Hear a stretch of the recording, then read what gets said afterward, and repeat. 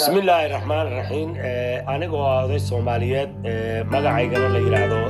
جامعة محمود ورسمد كنا مقعدين جامعة دغرة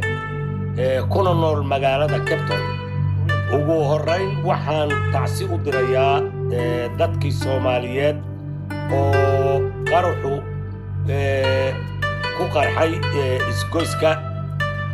أفجوية كنترول كأفجوية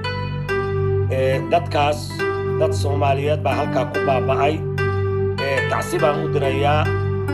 waxaan codsanayaa ummadda Soomaaliyeed meel kasto ay joogtaba dadka inay u gurmato Soomaaliyeed oo dhibaatadu gaadhay waan ka xunahay dhibaatada ummadda Soomaaliyeed soo gaadhay markii aan inta ka gudbo waxa jiray nin Soomaali ah oo ku nool ka dalka London waxaa dhacday nin Soomaaliyeed oo Soomaalinimo sheeganaya oo af Soomaali ku hadlaya oo dhalashada Soomaali tahay haddana fanaan oo ummadda u dhaxeeya oo Soomaaliya iyadoo oo ummadda Soomaaliyeed ilaa raas casay raas Kamboni ay u fadhido tacsi in uu yiraahdo dadka ku nool magaalada Muqdisho ama gobolada Koonfureed waxaa qaruxu ka joogsanayaa ilaa markii ay aqoonsadaan ama la heshiiyaan ama ay Somaliland aqoonsadaan markaa ayaa qaruxu ka joogsanayaa ninka Soomaaliyeed oo yiri oo damiirkiisu sidaas siiyay aad iyo aad baan uga xumahay mana lagu sheegi karo Somaliland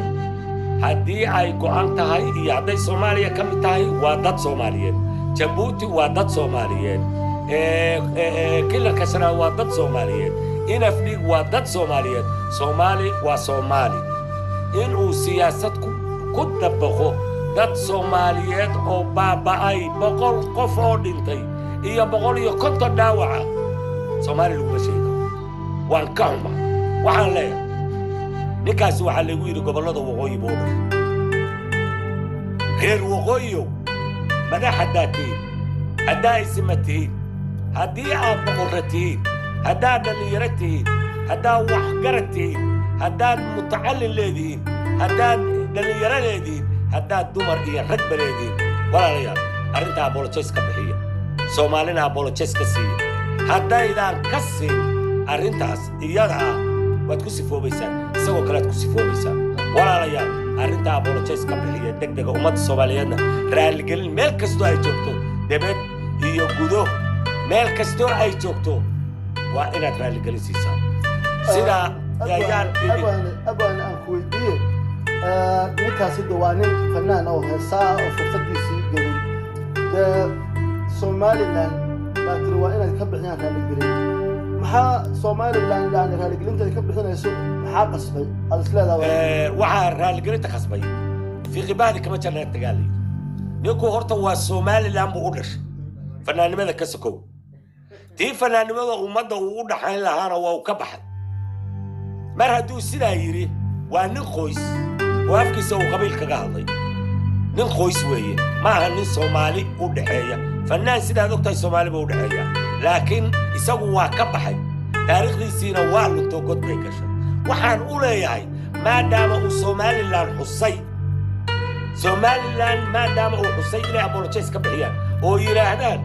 war annagu waxa kan kuulama jiro ummadda Soomaaliyeed waxa gaarayna waana gaareen waana ka xunahay ninka hadalkiisana kuma raacsan intaas baan u leeyahay Somaliland dad badan oo Soomaaliyeed oo arrintan siyaabo kala duwan uga hadlay ayaa waxa ay carabka ku dhufteen in awal bashaklu jiray in qaraxyadan dhacaya laga soo abaabulay dhinaca Somaliland arrinkan ninkan oo dhahay markii la fiiriyana arrintii ayay waxay ka dhigaysaa wax xun u ah arrintaas ka waran maxaad ka dhigaysaa Somaliland lama oran karo waxan waa ka dambeysay oo tuhun horeeto lama oran karo waa nation Soomaaliyeed oo Soomaali ah mana qaba anigu inay isku raaci karaan soomaaliya dad soomaaliyeed hala laayo hala baabi'iyo mideeda kale dee wax ku khasbi karaba anigu ma garan karo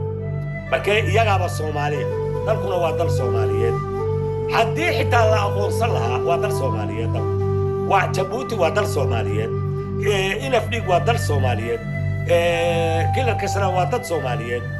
waxa weeye ninkaasu soomaali kale waxuma dhimin somaliland buu wax u dhimay ayadu wax u dhimay sidaa ayaan leeyahay anuguna ma oranayo somaliland baa ka dambaysay hadduu isagu afkiisa biyey anugu ma oranayo laakiin haddii ayan ummadda soomaaliyeed apologize ka siin dee wuxuu sheegaya baa ku caddaanaya haddii ayan raalligelin ka bixin oo ayn ummadda oran ninka annagu lama qabno ummadda soomaaliyeedna waa ka xunahay wixii gaaray waa anugu waxaan leeyahay apologize ka bixiyeen somaliland markii inay dad soomaaliyeed yihiin iiraan markii dhibaatadu ka dhacday waa dadkii u gurmaday meel kastoo nin soomaaliyeed meel kasta isagu siyaasadda wax kasta ha noqoto laakiin wax kasta oo gaara qof soomaaliyeed meel kastoo joogo qof kaloo soomaaliyeed waa gaareen sidaa la'aanligeed baan u leeyahay kelmaddaas ma aha anugu inaan leeyahay somaliland ayaa dad soomaaliyeed laynaysa oo qarax u dhigaysa macnahaygu taas maaha laakiin waxaan leeyahay ninkaas idinku idinka dhashay waxaa laydinka rabaa inaad caddaysaan hadalka uu ku hadlay in aanidaan la qabin haddii laakiin ay dhacdo inaydan ka hadlin oo waxgaradkiinu ka hadlin iyo isimadiinnu iyo coqoyshaynu waxay noqonaysaa wax idinkoo dhan idin wada khuseeyay noqonaysaa sidaa ayaan leeyahay